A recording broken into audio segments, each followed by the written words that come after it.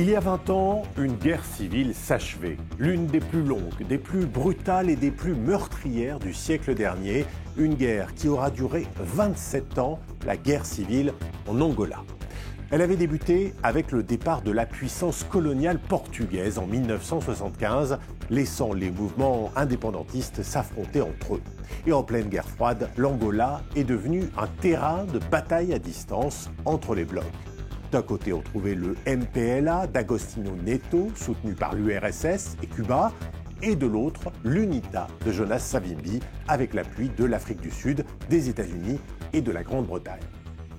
Au début de la guerre, c'est le MPLA qui a dominé le terrain, prenant le contrôle de la capitale et dirigeant le gouvernement de fait.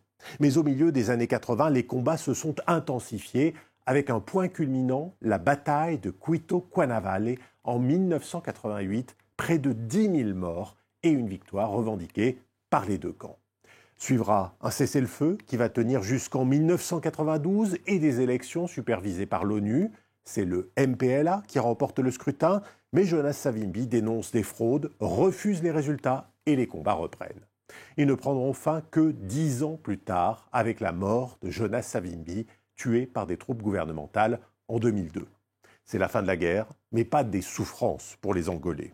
Le conflit a fait près d'1 million de morts, 4 millions de déplacés et les infrastructures du pays sont alors en ruine. 60% des Angolais n'avaient pas accès à l'eau potable, 30% des enfants mouraient avant l'âge de 5 ans.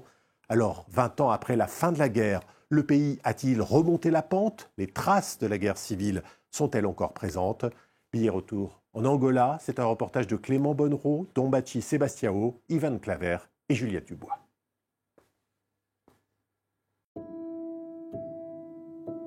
C'est un mémorial qui n'attire guère les foules, mais qui symbolise l'un des plus grands tournants de l'histoire de l'Angola. Deux mains réunies, lancées vers le ciel, avec au centre une colombe qui déploie ses ailes. Nous sommes à Luena, capitale de la province de Moxico. C'est ici, le 4 avril 2002, que l'UNITA et le MPLA mettent fin à 27 ans de guerre civile avec la signature d'un accord de paix. Dorca Kavoué était lieutenante au sein des forces armées de libération de l'Angola, la branche armée de l'UNITA. Elle se souvient du jour où elle a appris la mort de Jonas Savimbi. À ce moment-là, nous n'avions pas de télévision. On a seulement vu les gens d'ici, de Moxico. Ils commençaient à se réjouir, ils faisaient du bruit. Ils criaient, et moi j'ai demandé ce qui se passait. On m'a dit « Savimbi est mort ». Je savais que la guerre allait se terminer comme ça, car il l'avait dit lui-même. Nous entrons dans un tournant. Beaucoup de gens vont mourir sous les balles. D'autres vont mourir de faim, et les autres seront capturés. Donc quand j'ai vu que ce moment était arrivé, je me suis souvenu de ce qu'il disait. Après la guerre, comme des dizaines de milliers de combattants à travers le pays, Dorca a été intégrée à l'armée nationale, puis démobilisée et mise à la retraite.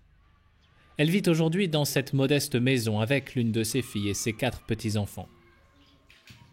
Désormais, elle coule des jours paisibles. À cette époque, c'était très difficile. Il y avait des enfants qui souffraient, des enfants qui mouraient. Moi, j'étais une femme active pendant la guerre. Je pêchais pour nourrir mes enfants, pour qu'ils ne meurent pas. Cette vie que nous menions était très difficile. Mais maintenant, c'est fini.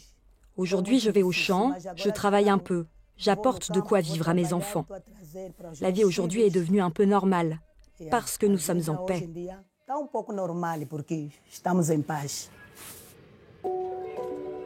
Une loi adoptée en 2002 garantit des droits sociaux et économiques à tous les anciens soldats, avec une pension de base de 23 000 kwanzas, soit 50 €.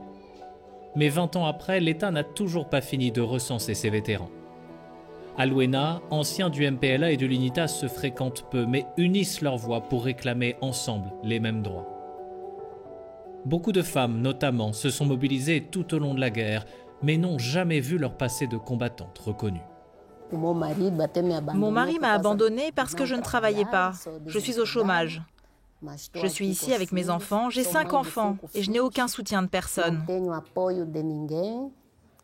Aujourd'hui, je vis en travaillant au champ. Si je ne faisais pas ça, je serais peut-être en train de chercher de quoi manger dans les poubelles. Henrique Branco combattait lui pour le MPLA, le parti au pouvoir depuis 1975. Il s'est d'abord engagé contre les colons portugais, puis contre l'UNITA. 34 ans passés au service de son pays, mais il se dit aujourd'hui abandonné. Quand nous étions avec Agostinho Neto, il nous disait « Quand l'Angola sera indépendant, vous ne paierez pas de loyer pour les maisons, vous ne paierez pas pour l'eau. » Mais jusqu'à aujourd'hui, personne n'a réalisé ces promesses. Les anciens combattants sont traités comme des déchets, on nous marche dessus, comme sur des paillassons. Ils ne se souviennent pas qu'aujourd'hui, s'ils ont ce qu'ils ont, s'ils ont pu devenir ministres ou je ne sais pas quoi, c'est grâce aux anciens combattants. Mais ça, ils ne s'en souviennent pas. 20 ans après, la guerre reste pourtant profondément ancrée dans la mémoire des Angolais. À 500 km de Luena, Huambo était le bastion de l'UNITA et de Jonas Savimbi. C'est l'une des villes qui a le plus souffert pendant les combats. En témoigne encore la Casa Branca, la maison de l'ancien leader, détruite par les bombes du MPLA après les élections contestées de 1992. Huambo a été presque anéanti. Beaucoup de maisons ont été détruites comme celle-ci. Ça, c'était le premier étage, mais tout s'est écroulé. Jusqu'à ce jour, aucun effort n'a été entrepris pour reconstruire la maison de Jonas Savimbi. La figure de celui que l'on surnommait le coq noir reste controversée en Angola. Son corps n'a été inhumé qu'en 2019, après 17 ans de négociations entre le gouvernement et sa famille. Aujourd'hui, l'UNITA voit dans cette maison un symbole de la guerre. Mais pour ce sociologue, ces ruines sont une plaie ouverte pour le pays. Cela fait 20 ans que nous sommes en paix. Il n'y a aucune raison pour que les choses soient comme ça. Ne pas reconstruire cette maison ne fait que montrer notre haine de l'autre.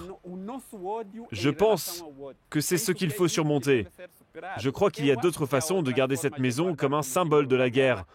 Prendre des photos, faire des films et mettre tout ça dans un musée. Autour de la Casa Branca, Huambo offre un visage contrasté. D'un côté, le centre-ville a été presque entièrement reconstruit avec ses maisons rénovées, ses trottoirs pavés et ses jardins élégants. Mais dans les quartiers périphériques, plusieurs immeubles témoignent encore de la brutalité des combats. Un peu plus loin, le parc industriel. Avant la guerre, il abritait une dizaine d'usines. Toutes ont été détruites et elles n'ont jamais repris leur activité, comme cette ancienne fabrique de toitures. Après la guerre, il aurait fallu lancer de grandes politiques publiques ou de privatisation. La reconstruction est un tout. Tout doit aller ensemble. L'agriculture, l'élevage, l'industrialisation. Quand la reconstruction se limite à construire des maisons, pour moi, ce n'est pas de la reconstruction. Donc, pour résumer, Huambo n'est pas reconstruite. Si Huambo peine encore à se défaire de son passé, ses habitants essayent tant bien que mal de vivre avec les stigmates de la guerre. Celestino Elias fait partie des 80 000 Angolais à avoir perdu un membre à cause d'une mine antipersonnelle. Il avait 2 ans. Aujourd'hui, il est champion du monde de football pour amputés et conserve avec fierté ses médailles et ses trophées. Ça, c'est le trophée de 2019 du championnat d'Afrique à Benguela. Et ça, c'est la médaille de 2018, quand j'ai été sacré meilleur joueur du monde. Né dans une famille modeste, Celestino ne bénéficie d'aucun suivi médical pendant son enfance. Il découvre le football à 8 ans quand son père l'inscrit au club de son village, malgré son handicap. Quand je voyais les autres joueurs, moi aussi je voulais jouer. Mais eux ne voulaient pas. Quand j'allais sur le terrain, ils marchaient sur mes béquilles. Donc je leur disais d'arrêter de me laisser jouer. Puis j'ai rejoint un club à Huambo. Et j'ai commencé à m'entraîner là-bas avec d'autres personnes handicapées. Et je me suis adapté. Aujourd'hui, Celestino est défenseur dans l'équipe nationale paralympique. Mais il s'entraîne toujours 5 fois par semaine à Huambo.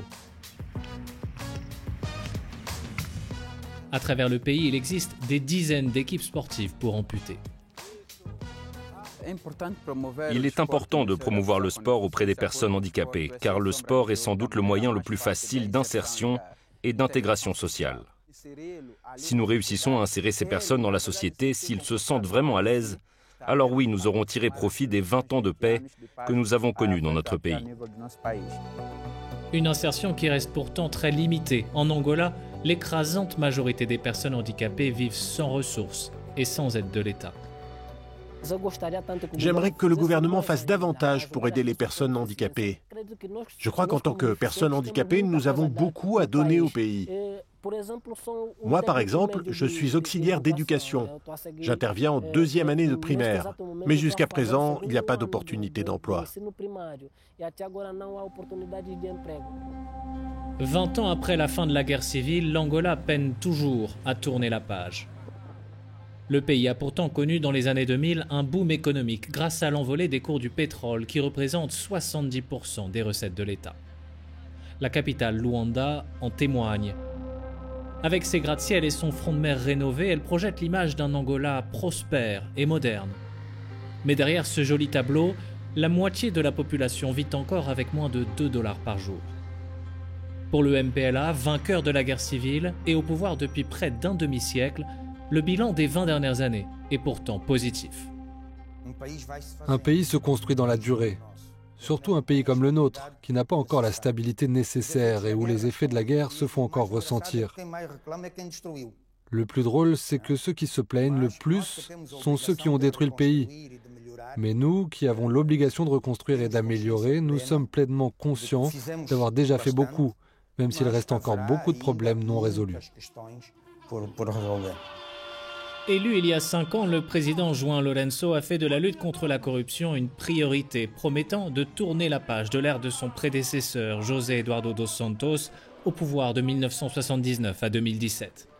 Mais malgré la multiplication des procès, le pays figure toujours parmi les plus corrompus et les plus inégalitaires de la planète.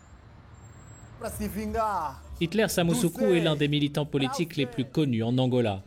Il a choisi le hip-hop pour réclamer le changement dans son pays. Sempre que vier a noite, desejarás o dia. E quando vier o dia, desejarás a noite. E aviso para a polícia, não entrem no processo ou entrem, esteja da nossa parte. Dans ses textes, il n'hésite pas à s'attaquer directement au président de la République et encourage les Angolais à descendre dans les rues.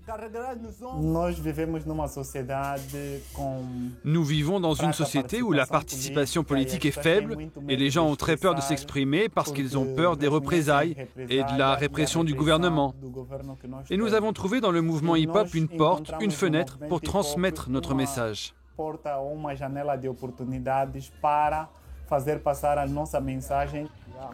Hitler est le fils de Dorca, l'ancienne combattante que nous avions rencontrée à Luena. Si elle a abandonné la politique traumatisée par 27 années de guerre, lui considère que la peine ne peut pas se limiter à un simple silence des armes. Depuis son quartier, il réclame une vie meilleure pour les Angolais. Nous sommes dans la municipalité de Kakwako, dans les quartiers nord de Luanda. C'est un quartier avec des indices très élevés de pauvreté, de criminalité, de prostitution et d'analphabétisme. Ça, c'est le portail d'une maison. Les eaux usées passent juste devant et tout le monde pense que c'est normal.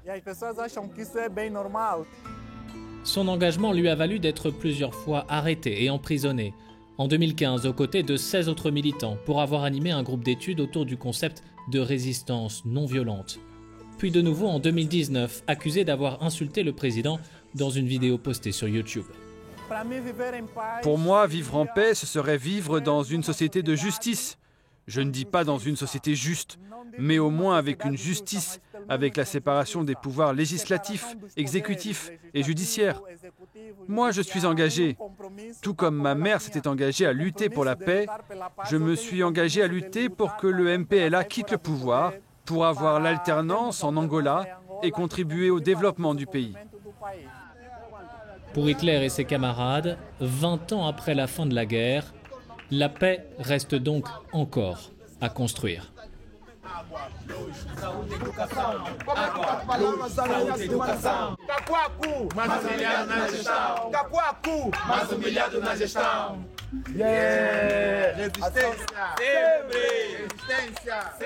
Et voilà donc pour ce reportage en Angola, un reportage que vous pourrez retrouver bien sûr sur France24.com. Je vous dis à très vite pour un nouveau numéro de Billet Retour.